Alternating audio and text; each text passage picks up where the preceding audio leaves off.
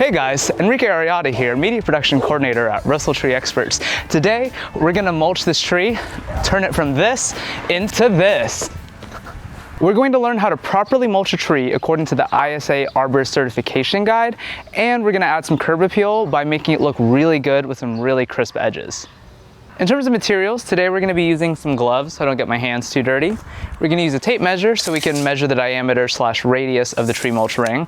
I have a shovel, that way we can do some digging. I have a string trimmer, so that way at the end we can touch up the edges. I have a watering device so we can water the soil and the mulch. In this case, it is a hose, but you can use a bucket or an irrigation system. And of course, we need our mulch. I prefer using wood chip mulch as it's organic, it will decompose and add nutrients to the soil / to the tree. And I also am just using the color black, but you can use red or brown, it doesn't really matter. I just don't have a strong preference or recommendation to use something inorganic like stone. Another useful tool is a flat nose shovel to help dig up the grass easier. You'll also need some yard waste bags for the removed grass. I used about 11 bags in this video. Lastly, you'll also need a cutting tool to help open up the mulch bags. Step 1, determine the diameter and depth of your tree mulch ring. The ISA Arborist Certification Study Guide recommends a radius of at least 3 feet that could go all the way out to the canopy drip line, which is the farthest point that branches and leaves extend out to, and a depth of 2 to 4 inches. Step 2, outlining your tree mulch ring. There are many ways to do this. You can use a watering hose to create a circle and then make sure the tree is centered. I've seen people spray paint a circle around the tree and then dig. I've seen people tie a shovel to the trunk using some rope and then getting a nice circle that way. Today, we're just gonna use a measuring tape and measure in multiple places and then do a little dig with the shovel. So that way we have a perfect circle and then make adjustments as needed. Today, I'm going to aim for 6 feet just based on the customer's preference. And in this case, the customer is me, so it's my preference. So on one end of the tape measure, I'm going to take it right above the root flare of the tree to like the main portion of the trunk. And I'm going to measure 6 feet and then I'm going to set it down. And then just with my shovel right behind the tape measure, I'm gonna go and make a cut, just visible enough for me to know where my outline's gonna be.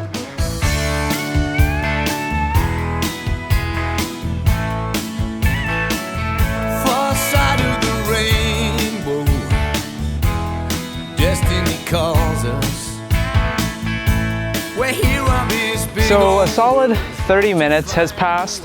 I have my outline. If there was a root, I didn't dig too much. I just tried to reveal it and then move on.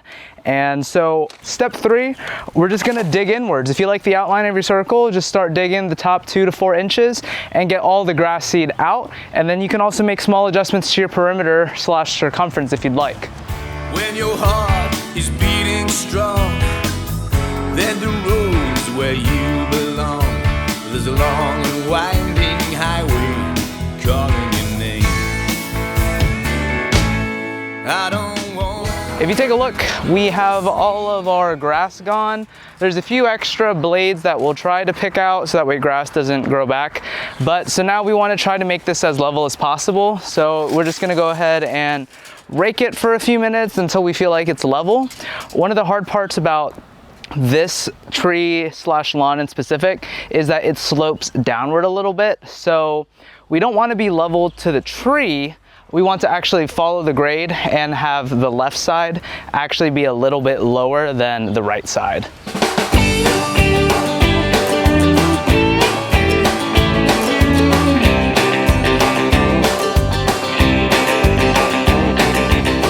As you are raking, if you start to get these clumps of soil right over here, you can actually just like break them up with your foot, or if they're really giving you some problem, you could grab your shovel and just lightly dig at it.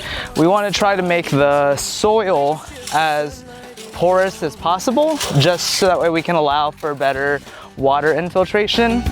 Blending with the crayon colored trees that touch the sky. Go ahead and water the soil. We're not looking to give it like a drench or to start pooling any water, but since it's hot and since we've just caused a lot of stress to the tree, we're just gonna go and water it. So if you wanna come in a little bit closer, All we want to do is just get it to be a nice dark brown. You don't need to see any puddles or any pools. You just want to damp it. So that way when we water the mulch, you know, we have a nice saturated level. Now it is time to get into the actual mulching. We've done so much prep work and now we get to actually apply the mulch. There's going to be many different ways to do this. I like to just pile it on around the tree and then cut into it with a blade. So now cue time lapse of getting all 10 mulch bags around the tree.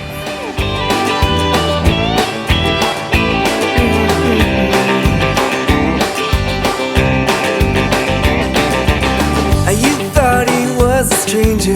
See the desperation in his eyes. Shuffling your feet, you turn away and wonder why. Now it's time to rake in the mulch. We just want it to be very even and very level.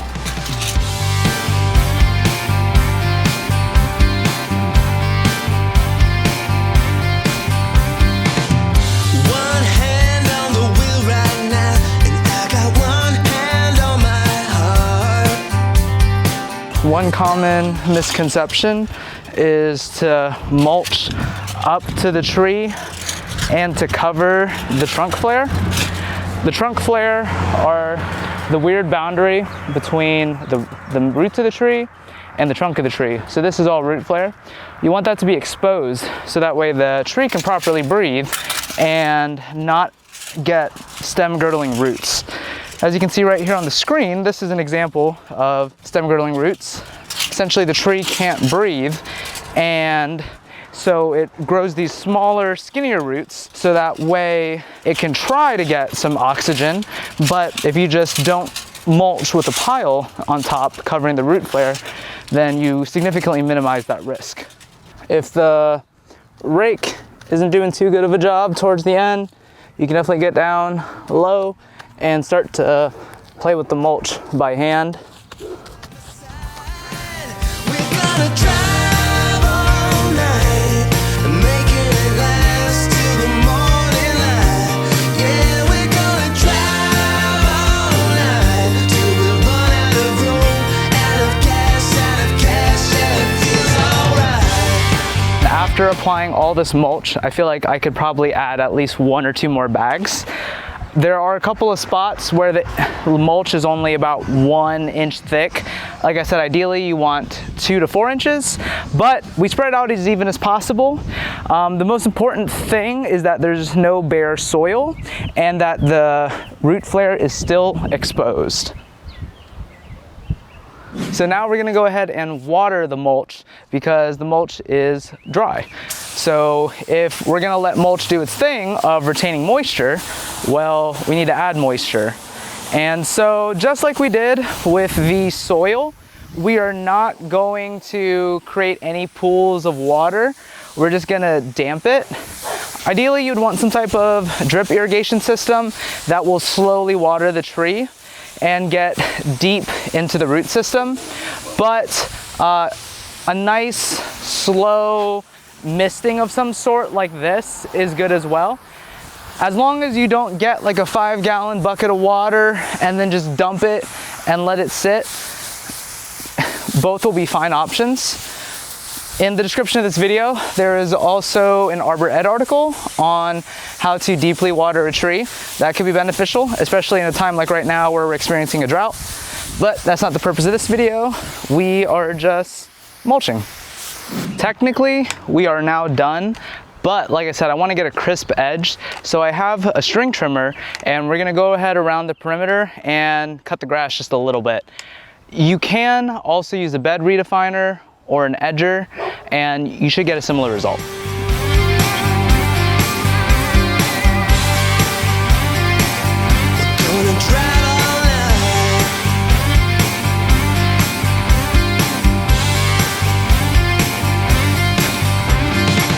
And we're finished. So we string trimmed all the way around. So now the grass is shorter. Now, arguably it's a little messier because we did get some blades of grass and it will decompose, but for aesthetics, if you want, you could definitely string trim before you apply the mulch, or just, let's say you're doing this after the initial mulch, you could use some type of mulching vacuum and pick up the blades of grass, but that's really up to like aesthetic preference. Definitely doesn't hurt the tree whatsoever. Optionally, if you would really like to have some good curb appeal, you can definitely add some brick or stone around. That way you just have a very easily defined circle. And then when you string trim, you know, the blades of grass won't go over into the mulch as much. But definitely optional for the health of the tree.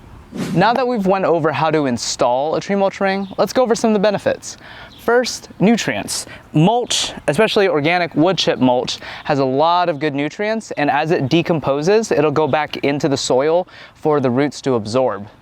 Second is water retention. So mulch is really good at collecting water compared to blades of grass. First of all, the grass will use up the water, but secondly, in extreme temperatures, like right now having a little bit of a drought, mulch will contain water a lot better. And then also in the winter, when it's freezing and there's also less water, mulch will hold water, make it more available for the tree.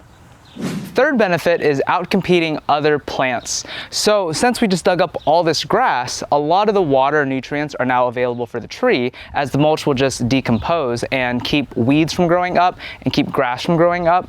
Since this is the first time we are planting mulch for this tree, it is likely that some grass blades might grow back up, but those can just be removed by hand using some gloves. Fourth benefit, protection from trunk damage. So since mulch is not grass that you want to mow, you're less likely to bring a string trimmer or a lawnmower close to the trunk of the tree. Let's say you had grass growing up here like we did earlier. For aesthetic purposes, you might want to bring your lawnmower close, you might want to bring your string trimmer close, but now that we have 6 feet of space to the nearest blade of grass, you're not going to want to bring either over here and risk damaging the trunk. Benefit number 5, soil decompaction. So first of all, we did dig up a lot of compacted soil and grass from the top 1 to 2 inches, but as you can see on screen right here from when we were raking in the soil that remained is a lot more porous and a lot more granular. We broke up a lot of those large chunks, and so this is really good to allow for better water and gas exchange. Benefit number 6, reduce maintenance. Now hear me out. Yes, we did just spend 4 to 6 hours buying mulch, buying compost bags, digging up the grass and installing mulch and watering it, but there is less maintenance in the long term. So first of all, there is less grass to mow. So, you save a little bit on gasoline or a little bit on battery for your lawnmower, a little bit less time because that's less grass to mow. But then also you are having a healthier tree. You're minimizing the chance of future problems that might result in tree pruning, that might result in fertilization, or worse, tree removal. So if you care about your tree and you want to have a nice healthy tree, this is definitely lower maintenance in the long term. Benefit number 7, aesthetics. Now, almost objectively, this tree looks a lot better. I think the mulch looks great. It looks like you care for your lawn, and it looks like you did something with intentionality, because you can't just have a circular ring of 2 to 4 inches of mulch just naturally. So I think it just provides good curb appeal, and you could even make your neighbor jealous. One additional benefit that won't apply to every tree is that this is a good opportunity to correct an improperly planted or mulched tree that is buried too deep without a visible trunk flare. And that's it for the video. We went over how to install a tree mulch ring, and we went over some of the benefits. If you're more of a reader, please check the description of this YouTube video, and below is an Arbor Ed article that I wrote that basically details everything we talked about. You can share the video or the link with your friends or with your neighbors, so on and so forth. But anyways, this is Enrique with Russell Tree Experts, and I'll see you guys in the next video.